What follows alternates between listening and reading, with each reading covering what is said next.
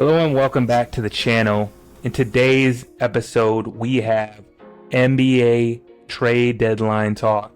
A lot of moves have been made throughout this 24 to 48 hour window. We had Shams working crazy long to get all these deals published. So I think first off, we have to start with out of respect with the NBA champion, multi-all-star Olympian Anthony Davis is leaving the Dallas Mavericks and heading into Washington, D.C., where you have Trae Young and Anthony Davis and Chris Middleton heading to Dallas.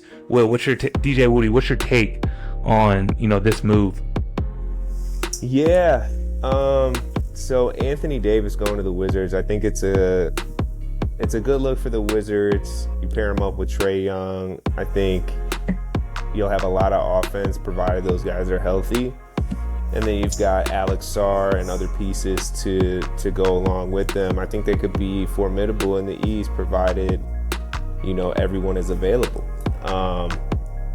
As far as Dallas, I think, they're looking to rebuild. They've got a young star in Cooper Flag. They've got Kyrie coming back. Obviously, they have a veteran in Klay Thompson still. But, I think that they're just trying to figure out what their next 2 years is going to look like. Do they go full tank rebuild mode and move Kyrie later at some point? Or do they try to build something around that type of nucleus with Cooper Flag and other young prospects? You make a good point there. I feel like they're building the future with Coop, obviously, as their prized possession. You had to move off a very old AD, a guy who doesn't play as many games as you'd like for the amount of talent that he brings. And then, he also kind of clogs the lane. So you want like a Chris Middleton, a guy who's a forward who can spread the floor. And then, you're also shipping off, I think D'Angelo Russell was in that trade as well, to Washington, D.C. So now you have guys like Klay Thompson's a shooter, Chris Middleton, playmakers like Najee Marshall, you know what I'm saying? Yeah. You got guys that can fit around Coop, and then Jason Kidd, leading him, guiding him as an NBA champion. So I feel like they have a direction. They have some way that they're trying to go and build. So I kind of get it. And then on the Washington, D.C. side, you got Trae Young, who is injured right now. You have AD as well. And then, you have D'Angelo Russell. You just have a lot of young guys and Alex Sarr as well that they're trying to just, revamp and kind of be in the mix, right? You have the East that's pretty much wide open with guys still recovering from torn Achilles with Jason Tatum and Tyrese Halliburton, and the Knicks still trying to get over the illustrious hump. So I think that, give them some time into next season, get that chemistry right. I think that they can be a team that can surprise the people, especially with not too much expectation, like a team like the Cavs or, the Knicks or the Pacers.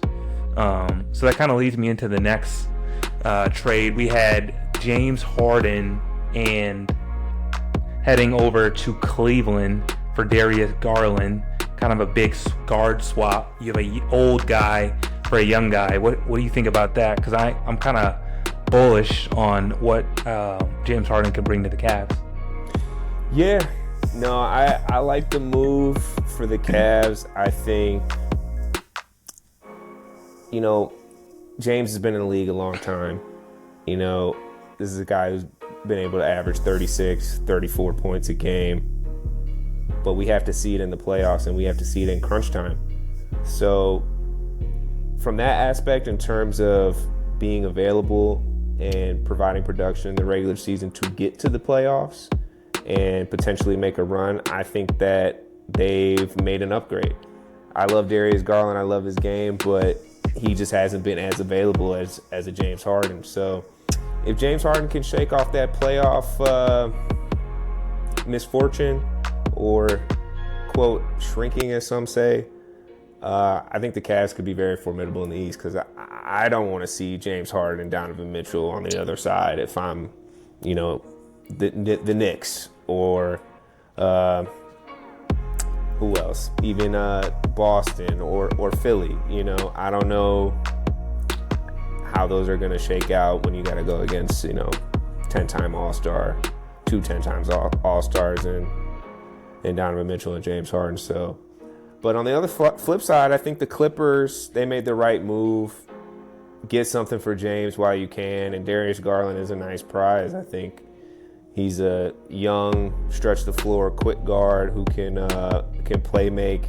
And you pair that with Kawhi, I think they could still be dangerous in the West. But I don't know if they're as dangerous as they were with James Harden. So short term, I think Cleveland wins the trade. Long term, I think the Clippers are probably going to win this trade because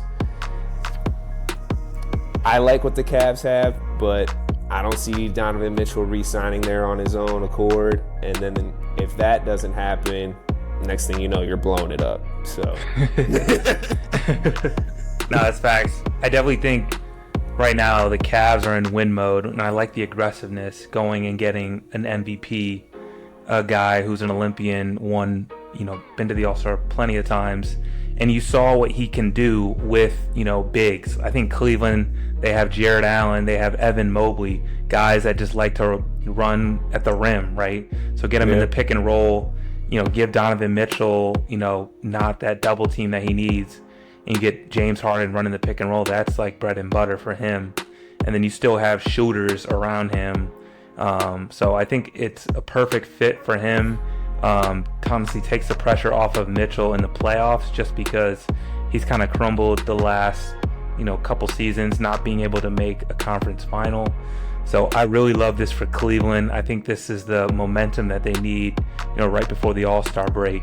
And the Clippers, I honestly don't think that this is going to be, as great of a long-term trade.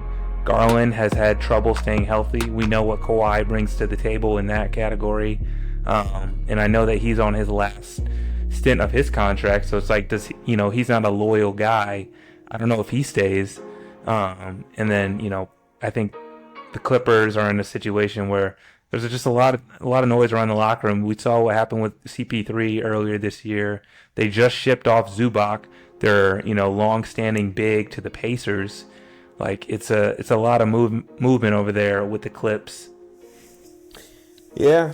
The Clippers, to me, with this new ownership group and front office, I think that they always feel like they have plenty of chips to grab from and throw at the market and get guys to come, and being that they're in LA.